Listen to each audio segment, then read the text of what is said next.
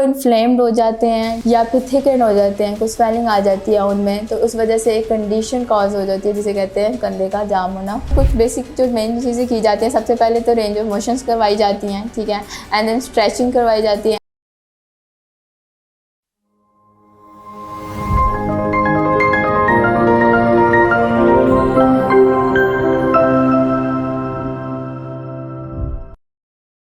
अस्सलाम वालेकुम, मेरा नाम डॉक्टर यमुना राना है and I am a consultant physiotherapist at Niazi hospital Lahore. आज मैं जिस टॉपिक के बारे में आपसे बात करूंगी वो है फ्रोजन शोल्डर, इसे उर्दू में कहते हैं कंधे का जाम हो जाना, and it is also known as adhesive capsulitis. Frozen shoulder क्यों होता है, इसके कॉजेज़ क्या हैं, सिम्टम्स क्या हैं, इसका इलाज किस तरह किया जा सकता है और इससे बचा कैसे जा सकता है, आज हम इस सब के बारे में बात करेंगे। सबसे पहले तो फ्रोजन शोल्डर एक्चुअली होता क्या है। इसमें ये होता है कि हमारा जो कंधा होता है, कंधे का जोड़ होता है, इसके गिर्द कुछ फ्लेक्सिबल टिश्यूज़ होते हैं जिसे कैप्सूल कहते हैं। अगर वो इन्फ्लेम्ड हो जाते हैं, ठीक है, या फिर थिकन हो जाते हैं, कुछ स्वेलिंग आ जाती है उनमें, तो उस वजह से एक कंडीशन कॉज हो जाती है जिसे कहते हैं कंधे का जाम होना। क्योंकि उससे क्या होता है, उस पेन आना शुरू हो जाती है, मसल में स्टिफनेस आ जाती है, रेंजेस रुकना शुरू हो जाती है, कंधा एक ही जगह पर रहना शुरू हो जाता है कि जब अगर पेशेंट उस कंधे को हिलाता है, हरकत करता है, कोई काम करता है, इवन कि कोई चीज़ भी पकड़ता है तो उसको दर्द आती है, ठीक है। सिम्टम्स जो होते हैं इसके बेसिकली वो दो ही मेन होते हैं, एक होती है पेन और दूसरा होता है परसिस्टेंट स्टिफनेस। पेन फिर भी ऊपर नीचे हो जाती है, कभी ठीक हो जाती है, कभी वर्स हो जाती है, लेकिन जो स्टिफनेस है वो कंटिन्यूसली रहती है और उस स्टिफनेस की वजह से आहिस्ता आहिस्ता रेंजेस लिमिटेड होना शुरू हो जाती हैं कि बाजू का बाहर निकलना आहिस्ता आहिस्ता कम होना शुरू हो जाता है क्योंकि पट्टे में खिंचाव बहुत ज़्यादा होता है, ठीक है। इसके कॉजेज़ क्या हैं, इसके बहुत से कॉजेज़ हैं। जिस तरह अगर क्या पहले ही शोल्डर की कोई इंजरी हुई हो तो चांसेस होते हैं कि वो फ्लेक्सिबल टिश्यूज़ का इन्फ्लेम्ड होना, ठीक है, कोई शोल्डर सर्जरी हुई हो, कोई मल्टीपल हेल्थ इश्यूज़ हो सकते हैं, हार्ट इशू हो, कोई स्ट्रोक हो, डायबिटीज़ हो, थायराइड हो, ये बेसिकली कुछ कॉजेज़ हैं जो कि इन्वॉल्व हो सकते हैं फ्रोजन शोल्डर होने पे। अब इसका हम लोग डायग्नोसिस किस तरीके से करते हैं। डायग्नोसिस फ्रोजन शोल्डर के डायग्नोसिस के लिए कोई एक स्पेसिफिक टेस्ट नहीं होता, कोई ब्लड टेस्ट नहीं होता कि हाँ ये कराया, इसका ये वाली वैल्यू है ये, तो इट मीन्स के the patient has suffering from frozen shoulder.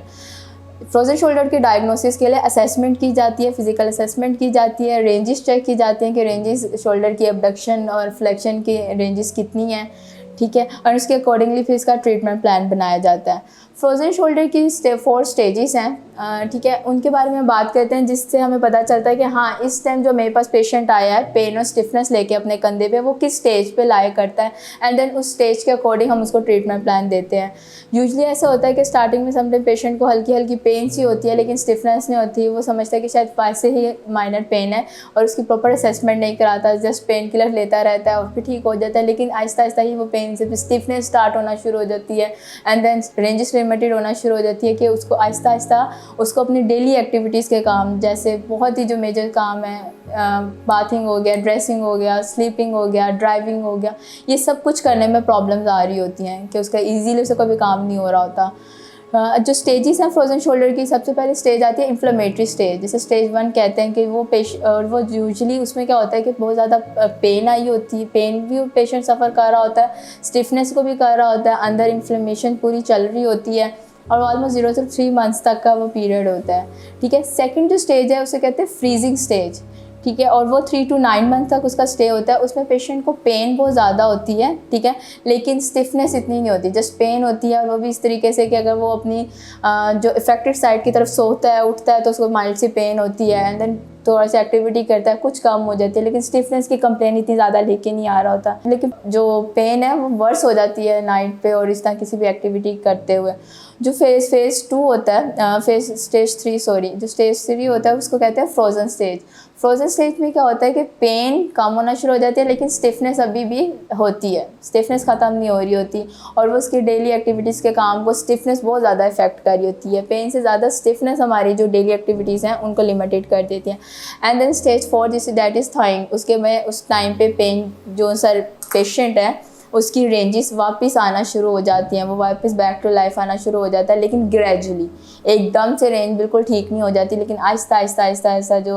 Abduction है वो 90 डिग्री तक है, तो उसके बाद 100 इस तरह थोड़ी थोड़ी करके ग्रेजुअली हम इंक्रीज आना शुरू हो जाती है। अब हम बात करते हैं फ्रोजन शोल्डर के ट्रीटमेंट के बारे में। फ्रोजन शोल्डर के ट्रीटमेंट में कुछ बेसिक जो मेन चीज़ें की जाती हैं, सबसे पहले तो रेंज ऑफ मोशंस करवाई जाती हैं, ठीक है, एंड देन स्ट्रेचिंग करवाई जाती है, एंड देन हम लोग उसको पेशेंट को स्ट्रेंथनिंग की तरफ को लेके जाते हैं। अब हम बात करते हैं प्रिवेंशन के बारे में, जिससे हम पेशेंट को बचा सकते हैं फ्रोजन शोल्डर होने से। मेनली फ्रोजन शोल्डर तब होता है कि आपको कोई शोल्डर इंजरी हुई होती है, ठीक है, उसके बाद अब उसकी रिकवरी स्टेज पे चल रहा होता है, लेकिन पेशेंट को एक फियर होता है कि अगर वो शोल्डर को हिलाएगा फिर से प्रॉब्लम ना आ जाए, बहुत देर के लिए अपने मूवमेंट को रोके रखता है, ठीक है। तो उस तरह के पेशेंट के अंदर फ्रोजन शोल्डर के फ्रीज होने का, एडहेसिव कैप्सुलाइटिस की कंप्लेन ज़्यादा आती हैं। इसलिए अगर आपकी शोल्डर इंजरी है और जब डॉक्टर आपको एडवाइस कर देता है कि आपने शोल्डर की एक्सरसाइज स्टार्ट करनी है, मूव करनी है, तो then you have to move that. उसके अलावा एक आ जाता है कि स्लिंग को बहुत देर पहन के रखते हैं, जैसे कोई एल्बो फ्रैक्चर हो गया, शोल्डर किसी किस्म का कोई फ्रैक्चर है, स्लिंग लगी हुई है, एंड देन इवन के डॉक्टर आपके ऑर्थोपेडिक सर्जन आपको एडवाइस कर देते हैं कि ना यू कैन मूव और इसको आप उतार सकते हो, फिर भी पेशेंट को वो एक कंफर्ट जोन बन जाता है कि मैं ऐसे रहता हूँ, मैं इजी रहता हूँ, तो वो कंधे को मूव ही नहीं करता। उस तरह के केसेस में फ्रोजन शोल्डर होने के थोड़े से चांसेस होते हैं। इसके अलावा कुछ 5 मेजर एक्सरसाइजेज हैं फ्रोजन शोल्डर की, जिसको फॉलो करके हम फ्रोजन शोल्डर से बच सकते हैं। 5 मेजर एक्सरसाइज जिसे करके हम लोग फ्रोजन शोल्डर से बच सकते हैं, that is number 1 pendulum stretch, ठीक है, number 2 towel stretch. Pendulum stretch में ऐसे करते हैं कि एक शोल्डर आपका टेबल पे होता है जो नॉन इफेक्टेड होता है, इफेक्टिव शोल्डर को हम लोग बिल्कुल ज़मीन को पे लग के इस तरह ग्रेविटी की तरफ को पेंडुलम लाइक मूवमेंट कर रहे होते हैं। Second is towel stretch, almost 3 feet long towel को लेके दोनों साइड से बैक की तरफ, नॉन इफेक्टिव साइड से अपवर्ड की तरफ और इफेक्टिव साइड से लोअर साइड पे उसको खींचा जाता है, उससे पूरी स्ट्रेचिंग दी जाती है। फिंगर वॉल, फिंगर्स की तरीके से वॉल पे वॉक करवाई जाती है, ठीक है, cross body reach, and then last is हम लोग उसकी रोटेटर कैफ की स्ट्रेचिंग कराते हैं, outward rotation and then inward rotations, ठीक है। वो हम पेशेंट को पूरी उसके अकॉर्डिंगली प्लान बना के डिज़ाइन करके एक्सप्लेन कर देते हैं। Thank you.